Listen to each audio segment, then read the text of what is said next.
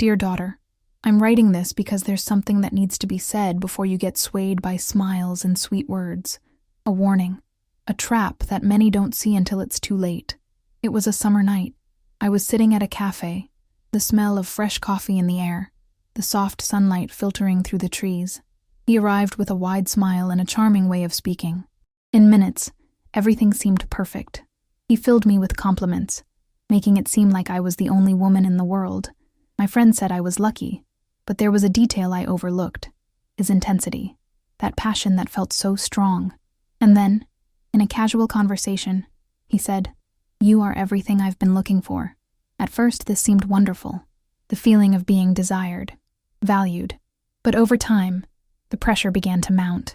What should have been love started to feel like a game. Every unanswered message tried to make me feel guilty.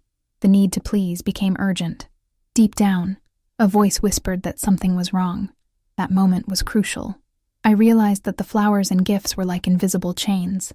This is not love. It's a test. And here's the pattern I wish I had recognized earlier.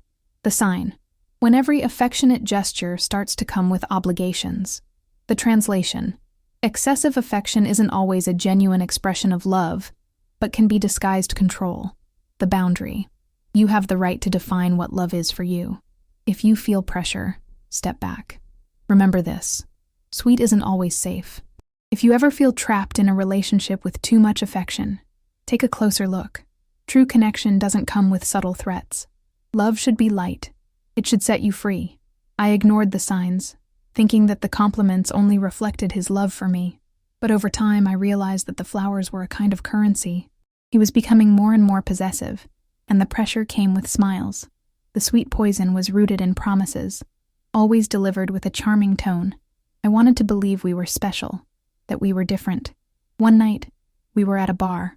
Laughter floated around us, but I felt a weight in my chest. He looked at me and said, "I don't want you to drink too much. You know how you get when you drink." That sentence got stuck in my throat. A warning disguised as concern. Deep down, it was an attempt at control.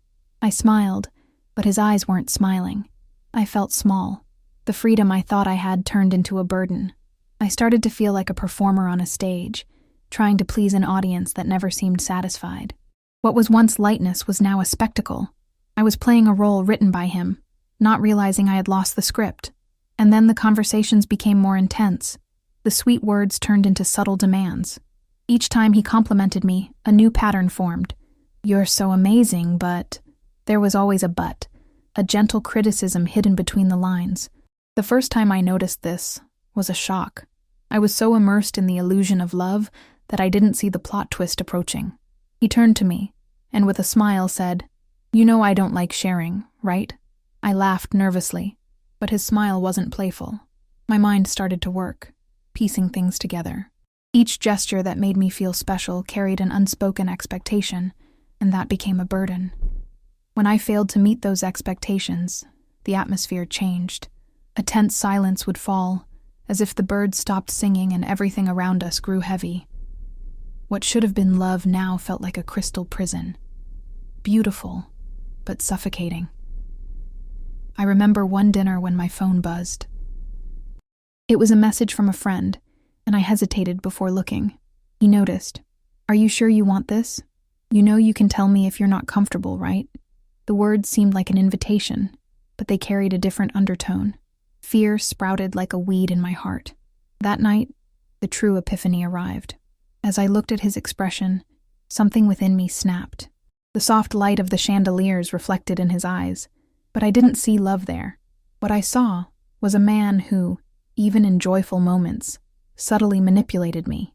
A puppet on a string. A player in a game I didn't understand. On the way home, the vibrant streets felt oppressive. It was as if I were carrying stones in my pockets. And then, an inner voice woke me. "You don't need this." I looked out the car window and saw my own reflection. A face I didn't recognize. Where was the person who had dreams and desires? When I got home, I did something I should have done long ago. I wrote on a piece of paper, "Sweet isn't always safe." And then, I created rules for myself. Words that would serve as a shield against manipulation. If love comes with obligations, it isn't love. If affection is a form of currency, It isn't genuine. Remember, you have the right to love without fear. The next morning, I decided to take a day for myself. Just me. No messages, no calls. A deep breath. I needed the sunlight on my skin, the fresh breeze to clear my muddled thoughts. As I walked through the park, I saw other people laughing and talking. The weight began to lift off my shoulders, and I realized that life was more than the invisible chains that held me captive. That day, I found a new definition of love.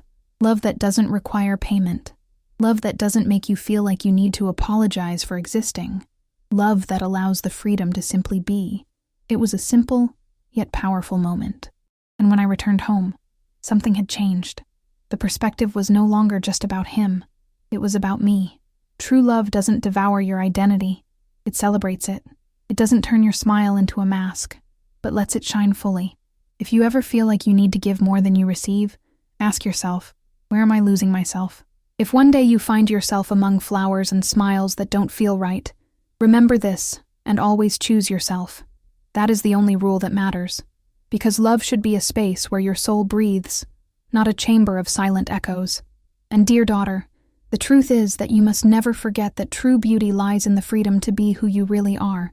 That morning, as the sun warmed my face, I realized there was a world beyond the weight, a universe full of possibilities. Walking through the park, each step felt lighter. It wasn't just the birds singing. It was as if the trees were whispering secrets about freedom. As I watched couples, their laughter resonated like music. There was something genuine about that happiness. I wondered, why not me? What was stopping me from experiencing that pure joy? The invisible bonds I had built were made of expectations and obligations. It was a net that, at first, felt cozy, but had soon become suffocating. A thought sprouted in my mind. I could be the architect of my own life. And as I looked back on those moments, I realized it wasn't just his gestures that held me captive. It was my acceptance of them. The yes I said without thinking. The desire to please that had become automatic. A vicious cycle fueled by an incessant search for approval. And then, a memory surfaced. A rainy afternoon. I was 15 years old, long before I knew what love meant. I was in my room, listening to music while drawing. My mom walked in, looked at the artistic chaos, and asked me if I was happy. Yes, I replied quickly, fearing the truth that could shatter the image she had of me. Deep down, I knew I was desperate for affection, but I never knew how to express it. That same feeling of dissatisfaction, hidden behind a smile, returned. What did I truly want? Not just superficial affection or empty promises. I wanted authenticity, a connection that flows without fear, the freedom to make mistakes and still be loved. Back in reality, I took a deep breath, allowing the fresh air to renew not just my body, but my soul. I decided that leaving that relationship wouldn't be a failure, but a victory. Instead of seeing myself as a victim, I chose to view myself as a survivor in the making, the woman who will discover her own voice. In the following days, I made a list, not a list of rules, but of desires. Simple things, feeling the wind on my face without rush, dancing in the living room when a good song plays, laughing until my stomach hurts with friends. I desired a connection that didn't come wrapped in manipulative subtleties. I wanted love that felt like a refuge, not a prison. My inner journey began to reflect in my interactions. Each conversation became a test of strength. I started saying no again, even in the small things, declining an invitation to go out when I preferred to stay home, hearing my own voice instead of yielding to others' expectations. One day, I ran into an old childhood friend. Amid laughter and shared memories, she looked into my eyes, intrigued. Without any warning, she said, "You look different. Stronger, maybe." That statement echoed within me like a reverberation. It was the first time someone had noticed the internal change I had begun to embrace. For a moment, I was consumed by a feeling of pride. I returned home, reflecting on her words. Strength comes from the most unexpected places. It resides in the little decisions, in the courage to be vulnerable. I started to understand that freedom is not just an external state, but a daily practice, a choice made repeatedly. Perhaps the greatest lesson in all of this was learning to trust my instincts. I remember reading somewhere that the body has its own wisdom. It knows when something is wrong, even when the mind tries to rationalize it. At first, I ignored the nervous palpitations and the knot in my stomach. But now, I've learned to listen to them. A week later, he called me, that same charming tone. But this time, I was no longer under his spell. I spoke clearly. This doesn't work for me anymore. I remember the silence stretching out for long seconds. He didn't expect that. And in that moment, a gentle breeze blew through the window, as if the universe was applauding my decision. What once seemed like a minefield transformed into fertile ground. I was beginning to plant the seeds of what I truly wanted. A love that respected me, one that didn't come laden with obligations. The taste of freedom was sweet, and for the first time in a long time, I was ready to fully enjoy it. If you ever find yourself on the edge of a dark path, remember the light you carry within, the voice that grows stronger when you learn to say no. Don't be seduced by smiles that aren't sincere, because you deserve a love that helps you grow. A love that isn't a burden, but a vibrant and light partnership. And so, dear daughter, always carry this lesson with you. True love does not ask for more than you can give joyfully. Accept only relationships that reflect the beauty of freedom. Because in the end, loving is also about loving yourself. The freedom I discovered was like opening a window after years in a closed room. The fresh air came in, carrying away the scent of broken promises and suffocating expectations.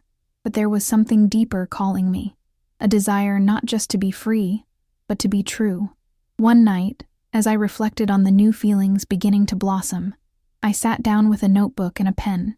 In those pages, I transcribed not only my thoughts, but also a search for who I really was. Before love became distorted, what did I enjoy? What were my dreams? The words flowed like water, revealing parts of me that had been dormant. I wanted to dance as if no one were watching, laugh until I couldn't breathe, run without caring about the direction. But I also knew that freedom required courage, facing the fear of loneliness, the apprehension of the unknown. That moment when you finally decide to take off the mask and show yourself vulnerable to the world is terrifying. Looking in the mirror and seeing not just a woman who is broken free, but a woman who is learning to love herself. One afternoon, at the cafe where it all began, I met a friend I hadn't seen in a long time. As I shared my journey, I noticed the tears in her eyes reflected understanding. She too had weathered silent storms, where love was more a burden than a safe harbor. It was as if we were exchanging secrets about our scars, each story an opportunity for healing. As we talked, something new began to pulse inside me, an authentic connection. There were no games, there were no masks. It was the kind of friendship that flourishes in the light of truth. Each shared laugh dispelled the darkness that once felt so oppressive. It was in that moment that I realized the strength that comes from not carrying the weight of the past. Instead of being a puppet, I could be the artist of my own life, painting with vibrant colors, unafraid of making mistakes. And so, day by day, I rebuilt my world. The small decisions became bold affirmations of who I am. I went to that dance class I had always wanted to take. I chatted with strangers in supermarket lines. I tried new dishes, rediscovered flavors I had forgotten. Each choice solidified a new version of myself, bolder and more authentic. When I looked back, I didn't see a journey marked by pain, but a path of learning and growth. Now, instead of fearing new relationships, I welcomed them with curiosity. The discovery of true love was no longer tied to the burdens of a complicated past, but rather to the lightness of authenticity. I was no longer afraid to say no, because each no made room for a yes that truly mattered. And so, dear daughter, remember, true freedom begins when you decide that your happiness is worth more than the approval of others. Love yourself, and genuine connections will come.